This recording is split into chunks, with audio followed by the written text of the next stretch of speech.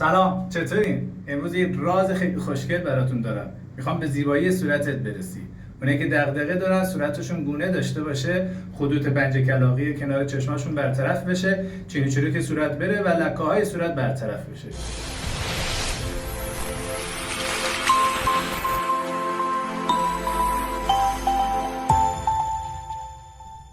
برای که بتونید تمام اینا رو یه جا با هم دیگه داشته باشید، تمام نقاط بدن یه نماینده پالمیستری داره در کف دست. بله، این دوتا میشه پاها، این دوتا دستا و این هم صورت و گردن.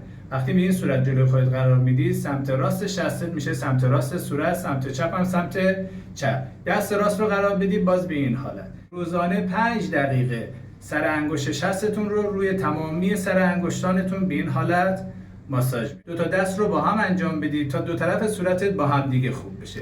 یه طرف انجام بدی، یه طرفه شدی ها.